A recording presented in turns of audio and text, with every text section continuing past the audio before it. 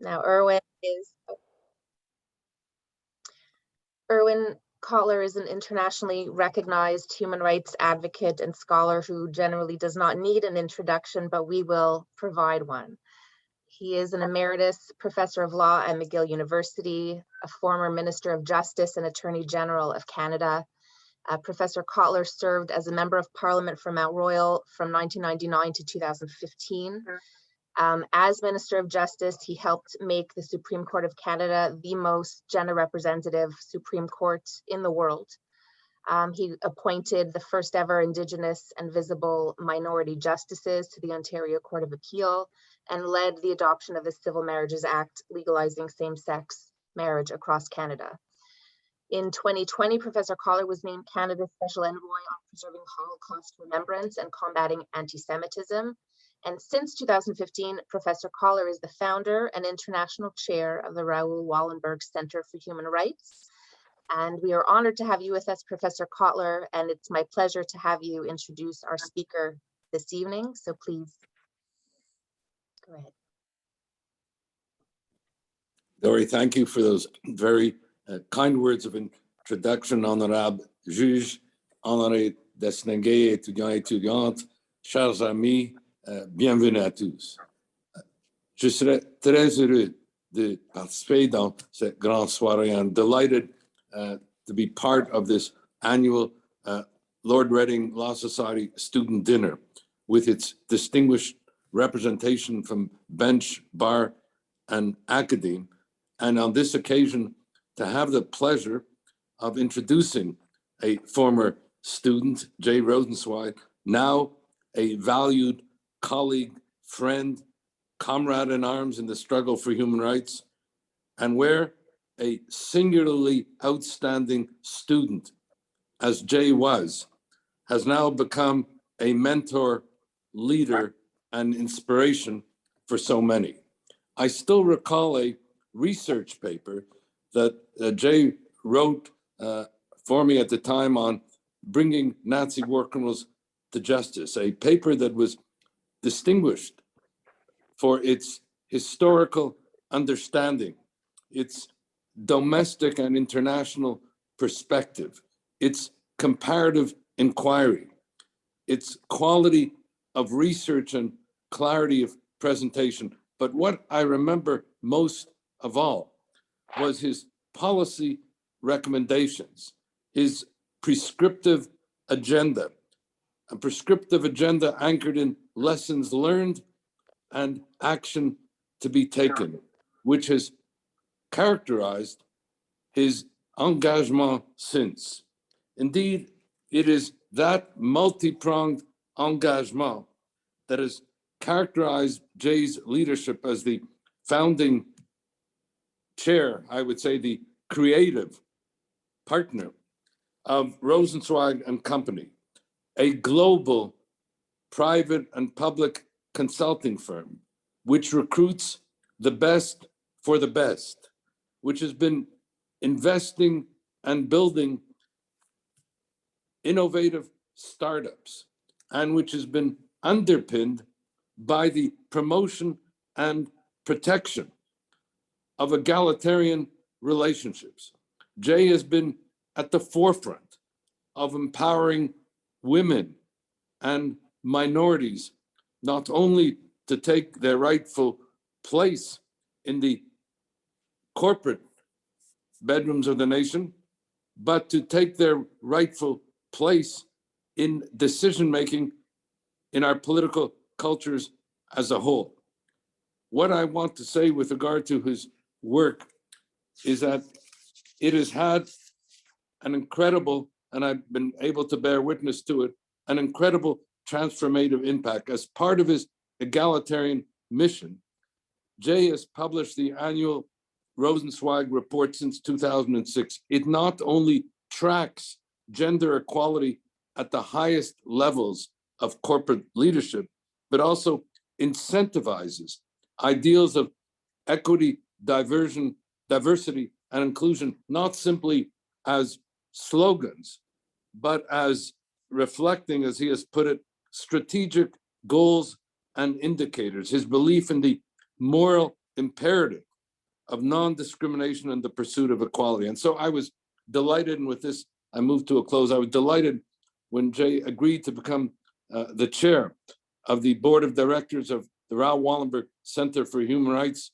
engaged in the combating of injustice as part of the larger pursuit of justice, whether that be combating the resurgent global authoritarianism, promoting and protecting a rules-based order, combating systemic racism, empowering women, or defending political prisoners.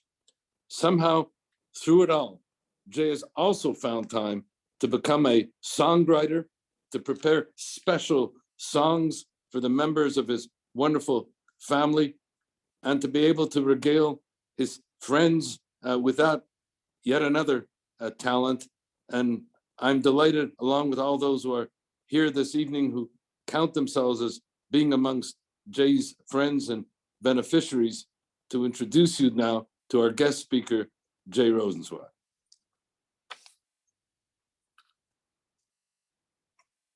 Thank you so much, Professor Kotler. It's beyond an honor because I continue to consider myself a student of yours, and I always will. And I learn lessons from you every single day up until this moment. And it's really beyond words how flattering your words were for me. And to have my most impactful and important professor speak these kind words to me means really the world to me. So thank you so much. It's a real pleasure to be here amongst many friends, and I'm flattered and honored to have this opportunity to speak with the Lord Reading Law Society, and I have so many friends who are past presidents and board members and are on the call today, such as Greg Azencott and Larry Markowitz and Al Mendelson. And these are friends who I've grown up with, and Aaron Lesser, and really all of you. It's just such a pleasure to be here amongst friends, and a new friend, Dory, who has organized this event, and just appreciation all around. I remember the day I met Professor Kotler really quite vividly. I had a moot court that I had to present. And as many of you know, as a young law student, that could be quite a nerve-wracking experience. And as I got up to make my presentation, who walked in to judge the moot court but the international human rights icon, Irwin Kotler, which only increased my anxiety levels. And I began my presentation, and I was watching Professor Kotler's reactions, and I saw that he was writing furiously on a piece of paper, and I was wondering, what is he thinking? What is he writing? And as I had concluded my presentation in his typical gentlemanly fashion, he thanked me for the presentation and commended me for what I had done right, and then proceeded to list 10 things that I could have done better, each point interrelated and building upon the next. And I was kind of in shock and awe, and I was fascinated by this individual. And I thought to myself, this is a person I can learn from, and not only about the law. So I had asked him if he might be so gracious as to spend time with me in his office so that I can learn more about how I could improve. And he graciously agreed to meet with me, and it was just a wonderful conversation and a friendship, a lifelong friendship ensued from there. And if you fast forward to today, as Professor Kotler mentioned, I'm now honored to be the chair of his Human Rights Board. But one of the, I guess, underlying themes of my career, and I'll talk a little bit about my career trajectory, as it's an area that I understand the students might be interested in learning more about. One of the underlying themes really of my life and career is having real humility and approaching the universe with a sense of curiosity really being a student for life, if you will, and having a real sense of joy in exploring the possibilities in our universe, and recognizing that recognizing moments when the universe is really presenting us with opportunities and walking through those doors, and always seeking feedback and constructive criticism and really opportunities to self-improve on an ongoing basis. By way of background, I'm born and raised in Montreal. I grew up in Ville Saint-Laurent, and I went through the Jewish parochial system, where I went to Talmud Torah and Herzliya, and after that went to Vanier, and ultimately landed at McGill, where I studied philosophy. And near the end of my philosophy degree, I decided that I'd apply to a number of law schools, and McGill Law School was actually my first choice. And very early on, I got into a number of law schools, but not McGill. I guess I was on a wait list for McGill. And that summer, I backpacked through Europe with a friend of mine, and my parents were eagerly at home awaiting mail from McGill Law School to see if I got in or not. And they happened to have gone on a vacation for a short period of time as well while I was away, and asked the neighbors to take in the mail. And long story short, our neighbor called up my parents and said, we picked up the mail, and Jay didn't get into McGill. And my parents relayed the message to me. And they ended up, we decided that I would go to University of Ottawa Law School. So my parents very kindly went to Ottawa, got me an apartment. I left Europe early. And when I arrived at home, I decided to call the dean of McGill Law School. And at the time, it was RWCHR. And I called her up and I said, it seems like I didn't get into your school, which is totally fine. But for my own self-edification, I wonder if I might meet you at your office so that you can go through my file to let me know where I fell short. And she graciously agreed to meet with me in her office. And I don't know what I was thinking at the time, but I'd just gotten back from backpacking. I had long hair, a messy beard. My jeans were cut off, and I had a white tank top on. And here I am walking into the dean of the law school's office. She opens up my file, and she says to me, "Who told you didn't get in?" I explained the story to her, and she said, "Well, I don't know what letter they read, but you didn't not get in. You're still on the wait list, and I'm not really supposed to interview potential students, but while I'm here, tell me about yourself." And we ended up having a wonderful conversation. And at the time we were applying, I was applying for the national program, where you could either start in the common law stream or the civil law stream. So she asked me, if you were to get in, which stream would you like? And I indicated the common law stream. Well, she said, well, if you do get in, I can't give you common law, but civil law is a potential. So I said, well, I'll take anything. Anyway, the next day, the phone rings. I pick up the phone and she's like, hello, it's Dean Jukier. I wanted to tell you that you're in, and I've given you the common law stream. So it's just another example of really the benefits of engaging with individuals and seeking feedback and the like. My doorbell keeps ringing. I'm gonna be right back, one back.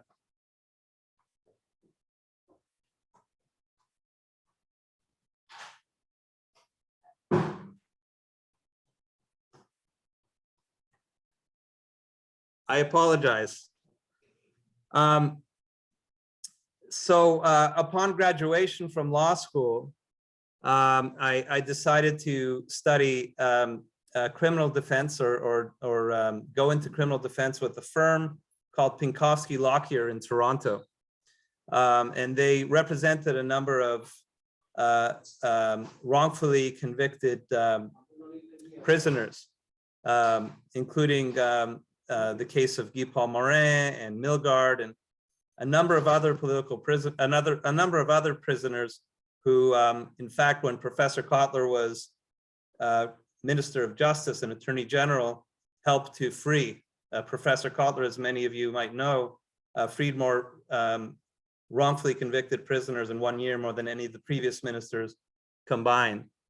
And that was a great experience. And at the time, I was chosen from amongst the articling students to junior on a murder trial.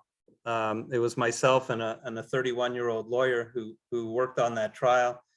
And it was quite a daunting experience. I was in a cold sweat for about 6 weeks during that trial. And we ended up with a not guilty verdict, which was an incredibly extraordinary experience for me. But I decided at the time that I didn't want to necessarily practice law over the long term. And I saw a business opportunity, which was a very big pivot for me. As Professor Kotler had indicated, I got into the town strategy business with a boutique firm that I helped grow to the point where the largest firm in the world in our sector bought us, which was a great experience for me, young guy. Suddenly our firm was acquired, and I'm one of the youngest partners globally at the world's largest firm in our sector. And life was good there, leveraging off of the brand.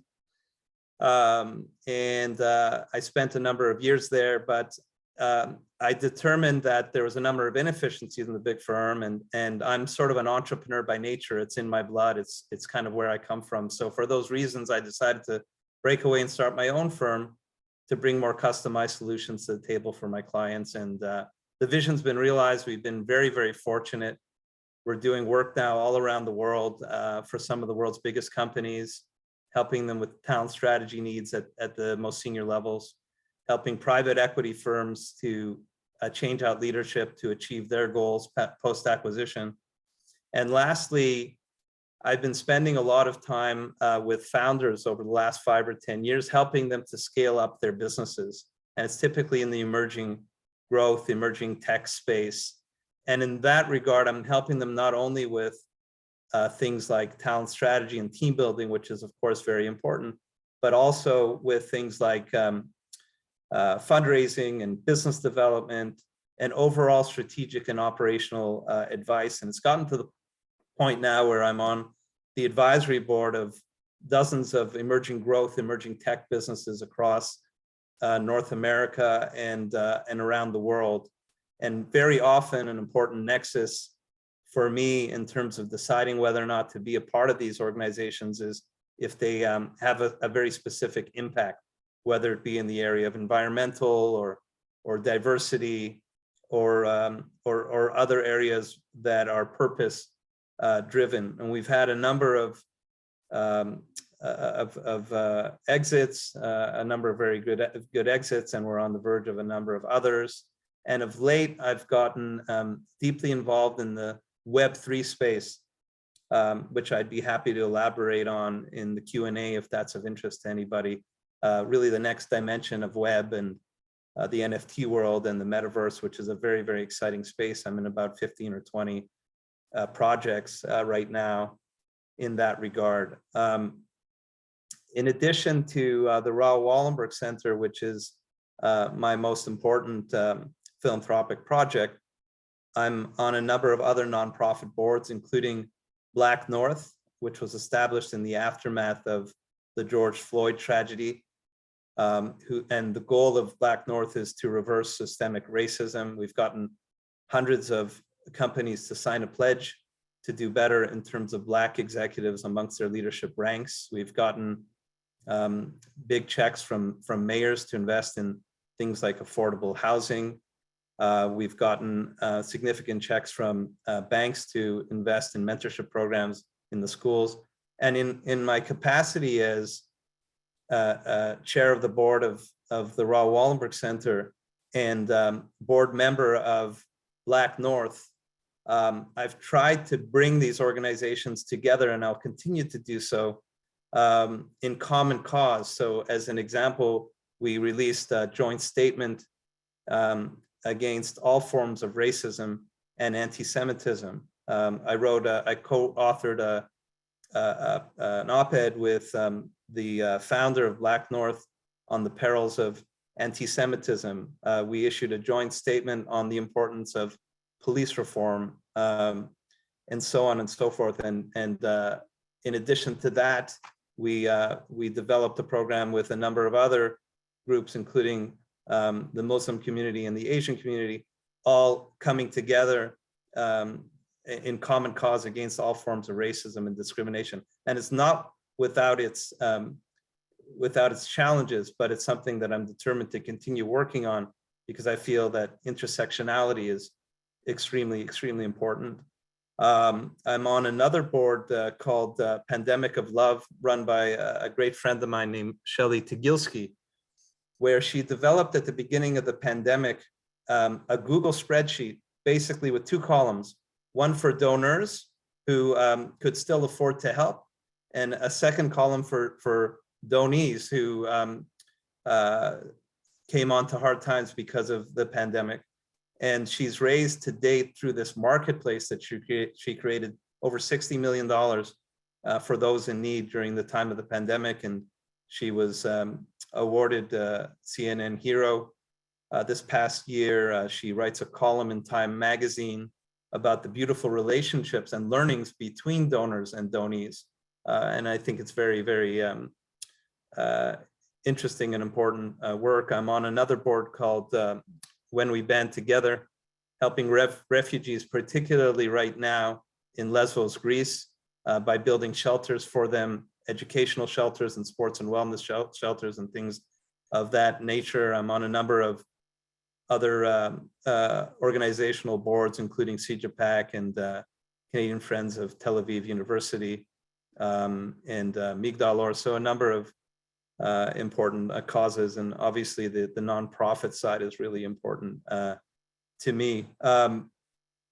I'm involved in music, as Professor Kotler alluded to. I enjoy writing music myself. I'm the founding investor in a really beautiful place on the west side of Los Angeles called Winston House, which is a beautiful community of musicians and artists, some very well known, others up and coming. It began at my friend's loft in Venice Beach, where only 100 people could be held, and we'd have these Thursday night events with people ranging from Justin Bieber performing and Ed Sheeran and Billie Eilish before anyone knew who she was. And we try to do good through the Winston House, including after the the tragic Parkland shooting.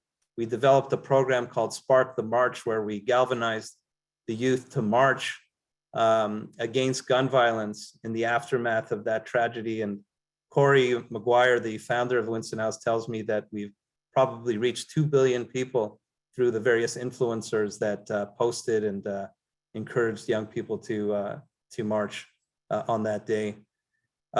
Sports is another area that's of real passion to me. People ask me all the time how I connected, for example, with Dikembe Mutombo, who's the global ambassador to the NBA, was a magnificent athlete in his day, Hall of Famer. But even more importantly, he's a tremendous humanitarian who really sunk all of his life savings into building a hospital in the Congo in the name of his mom. And he built an educational center in the name of his dad. And working at the intersection of sports and doing good, I think, is another great way to achieve togetherness and peace and to help people, as Nelson Mandela once said. I guess in closing, and happy to elaborate on any of these things I briefly touched on, as I didn't want to be too long-winded in my remarks, but I'd be happy to elaborate on the opportunities and the openings and how I got into a lot of these opportunities through recognizing the fact that the universe was calling me to walk through a lot of these various doors. I'd conclude by saying that the most important bucket of activity that I'm involved in is being a husband and a father that far exceeds any of my other activities, and that's always my number one priority and passion and love. So thank you all for having me, and I'd be happy to answer any questions about any of the things I touched on throughout my remarks. Thank you, Jay. Thanks so much. I'm going to ask the first question if I may, but in the meantime, Absolutely. I'd like to remind everyone, if you do have a question, I see them rolling in, but please feel free to send them to me directly using the drop-down box in the chat function. Jay, could you tell us, if you had to choose one or two, I'd say, skills or lessons that you learned in law school, how would you say law school has helped bring you to where you are in your life, in your career? That's a great question. I've actually I was meaning to talk about how valuable the lessons I learned in law school have been, and how my law school experience really shaped who I am today.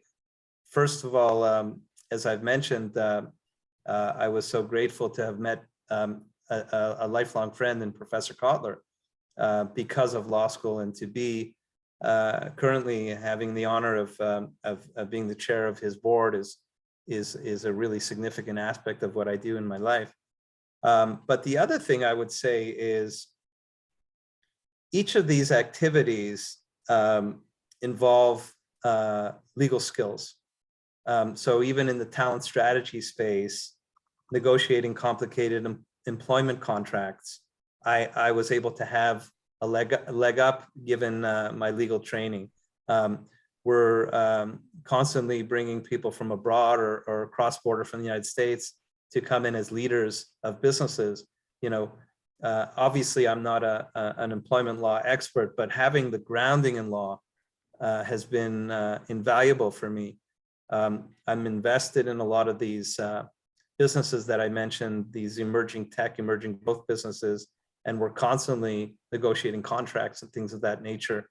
And the fact that I have the legal grounding has been super important to me. And it also informed and influenced the advocacy of work that I do when it comes to advocating for women's rights and women in business. It's another philanthropic project that Professor Kotler mentioned, but that I didn't dive into too much. In 2006, I had this thought to explore the percentage of women at top levels of corporate Canada. So I decided to look at the 100 top largest publicly traded companies in Canada and measure the percentage of women, because as most of you know, public companies have to disclose the compensation of their CEO, their CFO, and at least the next three highest or most senior executives amongst their ranks. And I determined in 2006 that I figured the numbers would be low, but I didn't realize they'd be that low. In 2006, I determined that the percentage of women in top jobs is 4.6%. And I determined from that moment on to work on this project on an annual basis to put a mirror to corporate Canada so that they can understand the ironclad data in terms of where they're at from the point of view of inclusion and diversity. The good news is the numbers have doubled if you fast forward to today. The bad news is that we're still under 10%. Okay, we're going to start calling on. Oh, our first question goes to, I believe, your old law school colleague, Alan Mendelson. No, Alan, you know how to unmute yourself.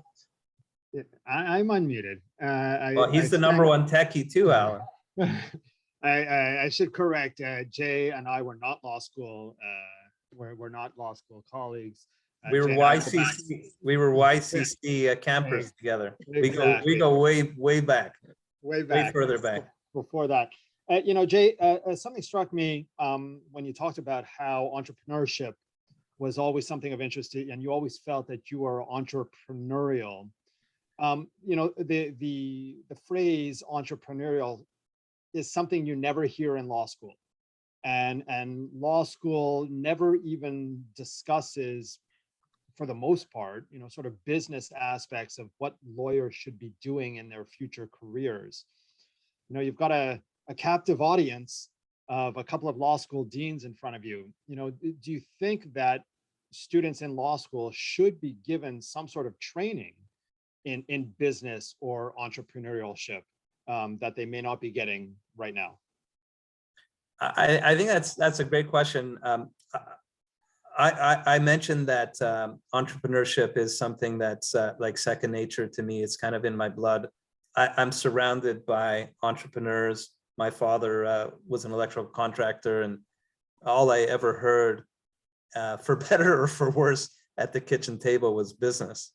But I do think that when I was in law school, I seem to remember that there were one, maybe two opportunities to take an elective.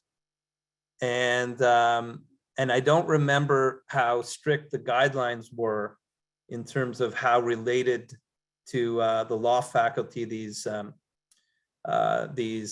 electives needed to be. I remember actually taking philosophy courses, going back to the philosophy department.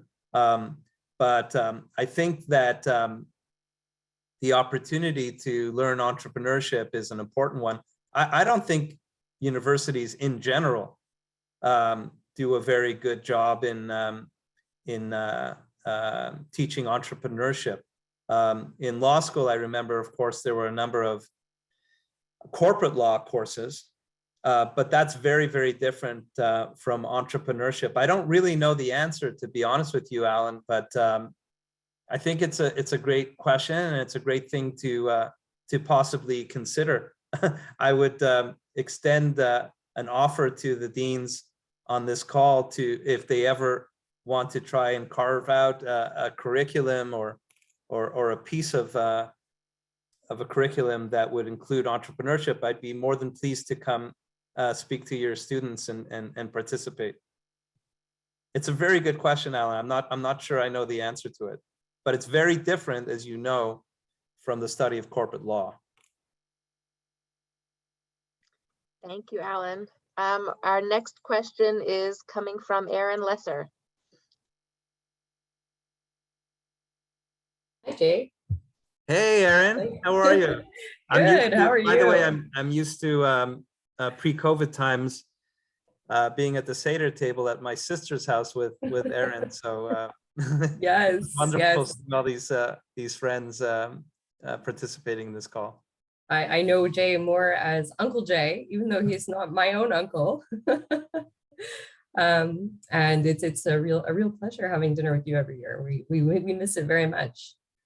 Well, we'll hopefully resume soon. That would be nice. And now we're having a virtual dinner, so that's good too. It's better than nothing. Yeah. Jay, in light of your career, you have such a diverse career. You've done so many different things. You have your hand in so many different jars. If you had one piece of advice to share with our students tonight, because it is a student dinner, we have a lot of students who are just beginning their career. What piece of advice would that be? The most important piece? I think that not to get too esoteric, but I do think that the most important thing is to work on your own inner engineering and really try to determine what makes you most fulfilled, what makes you feel most alive, what makes you feel most joyful, and hope that translates into potential avenues in terms of where you go from a career standpoint, but not be overly affected by outside pressures. To get out of the law realm for a moment, I have a daughter as an example who is just an amazing painter. You know, Ali loves to paint, and she's highly artistic. And one of the things that I'm most proud of is when people rib her in front of me and say, she's now studying at OCAD and she's doing fine art and painting. And one of the proudest moments is when people rib her and say, hey, how does your dad feel about you doing something so impractical as painting. And she responds by saying, actually, he's the one who recommended me to do it. And he has my full support because that's my passion. So first of all, it's important to pursue your passion, I think, because that's the way you'll ultimately find your joy and your happiness, which I think is the most important thing. And as I said at the beginning of my remarks, and I have so many stories to back up kind of my thoughts on really having an open mind and being curious and having a sense of joy and exploring the possibilities of our universe and recognizing when the universe is presenting those opportunities and walking through those doors. Because that's kind of how I had a path that was unconventional, but one that I find extremely stimulating and one that I'm so grateful for. And the other thing is not being afraid to seek feedback and constructive criticism, and always trying to find ways to self-improve. And I think if you use that formula, you'll be okay, but not worry about if someone's a little bit so-called ahead of where you are. Like, everyone has their own path and their own time, and there's no two people who are alike. And never worry about comparing with your peers. Just pursue your own path and follow your heart is what I'd say. Great advice. Thank you, Jay. You're welcome. Thanks, Aaron. The next question is from Neil Hazan. I thought you were going to pose it for me. Oh. Yeah. No, go ahead. Super. Jay, I just wanted to know if you ever had any challenges being an entrepreneur and kind of balancing that with being a human rights activist. I mean, for example, you ever forced to temper your positions or, for fear of reprisals, in the international business sphere where there's a lot of governments that tend towards the authoritarian. Just want to know how that plays out for you. It's a good question. I have a feeling that that from time to time I may have lost business here and there. I can't tell you with certainty. I've had a number of business peers of mine say, like, you may want to shy away from human rights advocacy or being connected to human rights organizations because that might hurt you in certain cases from a business point of view. But my position is so be it. I am who I am, and issues of human rights I think are more important and take priority over any business opportunities in any case. But I can't give you a specific example, but I've probably lost business here and there because of it, and my philosophy is so be it. It's a great question, though. Thanks, Neil. We have one question from Stephanie Perlis, who's having technical issues. So I've offered to read it out. So Stephanie's asking, I guess, on behalf of the law students who are present, for those who go to law school and know or think that they don't plan to practice law per se, do you have recommendations as to whether they should pursue the bar or go with their gut and pursue a career outside of the strict practice of law? I would say if you've gone this far, write one of the bars, right? It's just, I think it's kind of in a way a culmination of all of your hard work. And from a practical standpoint, being a member of a bar, I think, is a good thing. I still, even though like I haven't really needed to do this, I've still maintained my, as I told you, Dory, last week, I've still maintained my status as a member of the Ontario Bar, the Law Society of Upper Canada. So I think it's a practical thing to do, unless you're 100% positive that you won't have anything to do with law moving forward. And by the way, anyone who is feeling that way is more than welcome to and knows they want to pursue alternatives to law after law school is more than welcome to contact me after this call. I'd be more than happy to advise you and see if I could be helpful. Thank you. That's much appreciated. You might get a lot of calls. Be my pleasure. We have, I think, time for one or two more questions.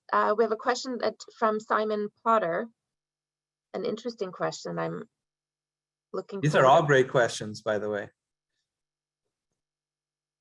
Simon, able to? Oh, you're muted still. Can we unmute you? I beg your pardon. I'm not the expert in the technology, but very happy to hear you and talk to you. Such an interesting feuille de route that you've had, and such a lovely way you've found to turn your interests into helpful, productive contributions to people. It raises in my mind a question because, as I'm sure is the case in many people's practices, the paths come by accident.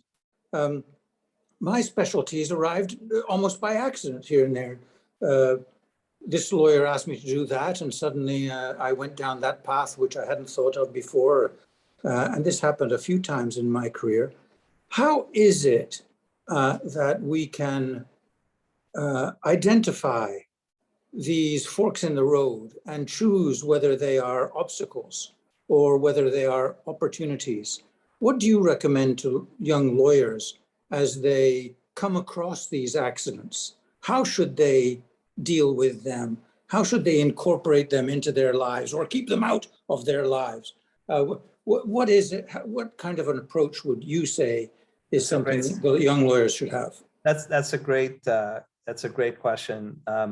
My recommendation in general, and I'll tell a little bit of an anecdote, but my recommendation in general is to open the doors that are being presented to you and to walk through them to at least determine whether or not they're for you. I'd mentioned Dikembe Mutombo. The way I met him was, it was NBA All-Star Weekend in Toronto about 5 years ago. And the NBA called me to ask, every NBA All-Star Weekend, there's a political panel. And the NBA called to ask me if I could help them in getting Justin Trudeau to participate in the panel, in the political panel. And so I said I'd try. And his office indicated to me that he wasn't available that weekend, but that Chrystia Freeland was, and that she'd be a great alternative. And so we were able to get Chrystia to come speak, and it was great. And because of that, the NBA in turn gave me tickets to all the events and the parties, and of course the political event as well. And who's sitting next to me is the 7'3" giant, Dikembe Mutombo, and we got to talking, and we immediately hit it off, and we determined me as a guy who's 5'9" and him as a guy who's 7'3" have much more in common than just our towering height. And we exchanged cards, and we agreed to stay in touch. And a few weeks passed, and I'm sitting in my office on a Wednesday night. The phone rings, and it's Dikembe in that distinctive voice. Jay, it's Mutombo. I'm going to be in New York tomorrow. I understand that's pretty close to Toronto. Why don't you meet me for dinner? So I had a decision to make. So here was an opportunity, right, to develop a relationship. And with a person like Dikembe, who has so much demands on his time, and so many people asking him for things, I felt that if I didn't take that window of opportunity and fly to New York to have dinner with him, it would be lost, and I'd never have a relationship with him. So the safe bet would have been to let him know that I'm not available, that I'm booked, which I was fully booked. But instead, I decided to clear my deck and meet him for dinner in Manhattan, and we established an even deeper relationship, which continues to this day, where I'm helping him with his philanthropic activities. I'm bringing him into my tech opportunities where he's incredibly valuable. So that's just one example of where you have a little crack in the window where you could sort of get through it and see where it'll take you. And it's not always the most practical thing, but I've found, and I have countless stories like that. The Winston House story is another one which I haven't told, where if you open those doors, there's no telling what kind of adventure that'll lead you on. And that's the way I've lived my life, and that's the way I recommend people assess opportunities. It's worked out really well for me. Good. Thank you. Thank you for that question. Thank you. I think we're going to have one more question before we close up, from Amanda Beinman. That's my niece, Amanda. That's my sister's daughter. Yes. Hi, Amanda. How are you? I'm great. I apologize the camera's not on. The baby is teething and crying on me as we speak, but I'm so happy to hear your voice.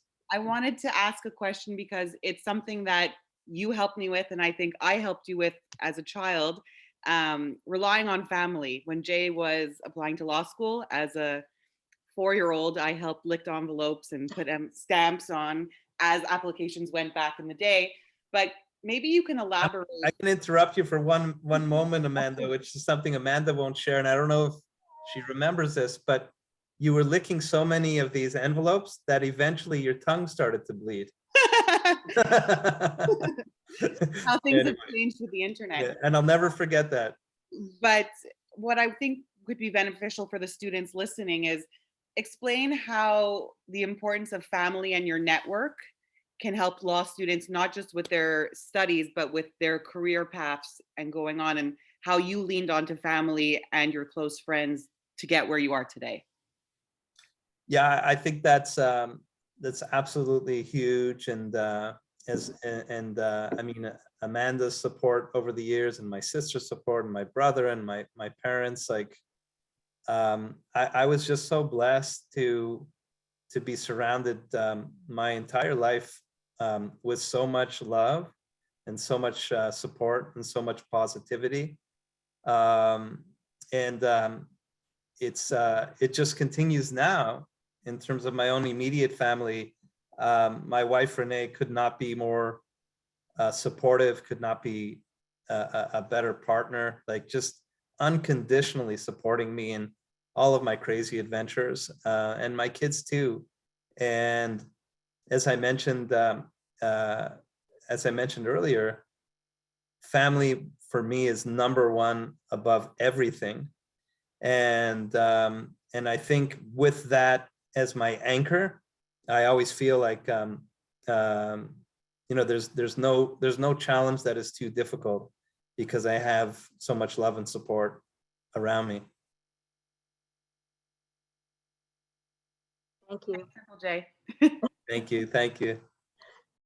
And I think it's a testament, Jay, to the fact that there seem to be a lot of people who are here to see your face and hear what you have to say from many years back. And I think on that note, as we near the end of our evening, I'm going to call on our past president, Greg Azencott, who, before I knew that you were aware he was going to be yeah, I had here no today. idea. I had no idea Gregory was going to be here, but I'm so happy to see him and to So hear. we thought it would be apropos to ask Greg, our past president, to please say a few words and thank you for joining us tonight. So, like everybody else here, I found out that you were speaking when I got the notice from everybody else. So much for being a locked in past president, which I thought I was, but I guess I missed that. And so when I saw that notice pass, I'm like, call up Dory, and I'm like, you're getting Rosie to speak? Like, so I'm like, that's my nickname for those who haven't gathered. Yeah. So for those, so Jay and I go back to, with Larry, pretty much back to kindergarten, and even before that. And not only that, but I was I lived pretty much in Jay's house for my youth and my adolescence for a long time, many hours, to the point where his mom Rose and his dad Meyer used to show me the door, like, don't you have a home? I was My parents loved you, Greg. I was Love the you. rambunctious friend where we needed to, whenever we needed something done and we wanted to get something accomplished, Jay was there. I'll never forget that we were looking to have a clubhouse, and sure enough, Jay cleaned out his dad's shed in the backyard, and that shed became our clubhouse for many years. And why am I saying this is because it was from a young age that my friend Jay was driven and did things that we didn't even think of. The one thing that I thought of, and I don't know if Jay even remembers this, is Jay had a girlfriend in high school prior to Renee, who is also, by the way, his high school sweetheart. And we're close to Valentine's Day, and to woo her on Valentine's Day, Jay, who played chopsticks on the piano, learned how to play, and if my memory serves me, Stairway to Heaven, in order to woo her on Valentine's Day. And I was floored. So I know that Jay talks to you about being humble, and he is, and he hasn't told you 1/100th of the stuff that he's into, whether it's NFTs now or hobnobbing with the rich and famous, whether it's Matumbo or presidential candidates such as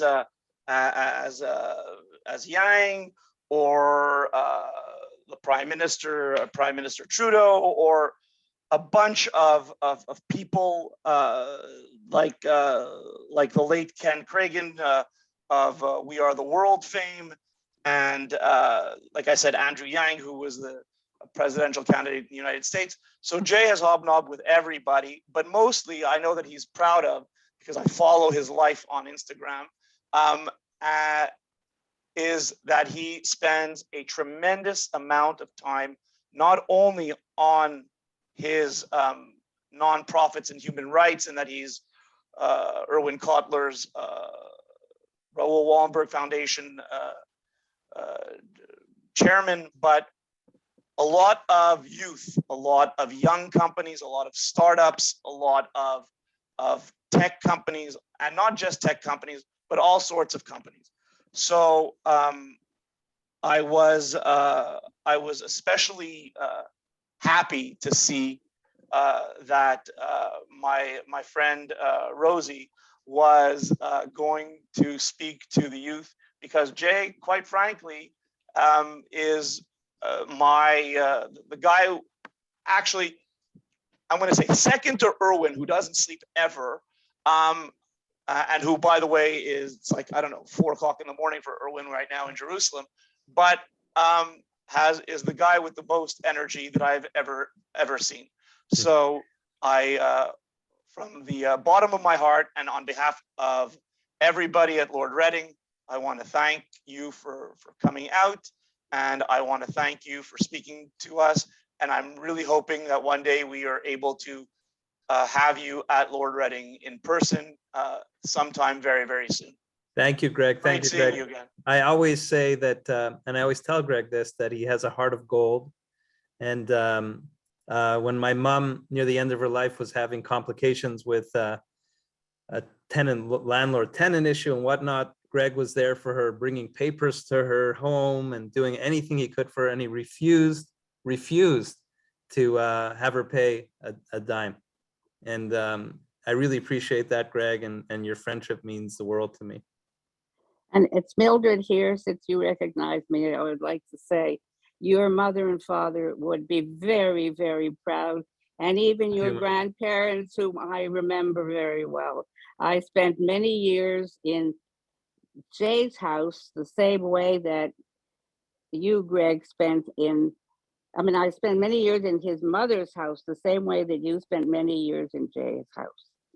They had to show me the door too. So how do I get in touch with you? Maybe Dory can give you my phone number with pleasure. I'd love to come visit. We'll And connect you. it's just so I'm just so happy to see you, Mildred. Like, it's been way, way, way too long. And my mom loved you so much. Well, we were very, very close from the time I was 7 years old, and always throughout our lives. Amazing. We will get you connected, but at the end of the evening, I promise. Thank you. In case you don't know who I am, we will find a way to get in touch. I promise that. To end our evening, and thank you, Greg, for your words. I want to thank everyone again for attending. Jay, although you're not with us in person, that means that you're not here to accept our token traditional Lord Reading pen, which will be mailed to you or messenger to you wherever you are. And we hope that you use it to write and inspire and continue to do good, as you've clearly been doing.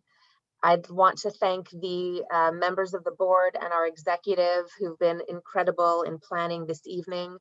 Aux étudiants, retournez nous voir, restez en contact avec nous et félicitations encore une fois aux gagnantes. Comme vous le savez, Lord Reading est une société entièrement dirigée par des bénévoles et je tiens à remercier tout le monde pour votre dévouement, votre travail. Finalement, Alan Mendelson, Larry Markowitz, and Stephanie Perlis are the brains behind the operation. Without them and their technical support, we would not exist, certainly not on Zoom. And as I'm required to say in this century, please come see us on Facebook, on Twitter, and on LinkedIn, and at lordreading.org, where you can stay in touch. And we hope to see you again in person. But in the meantime, stay safe, and thank you. Bonsoir. Thank you, guys. Thank you. Take care. Bye. Merci, félicitations. Merci beaucoup.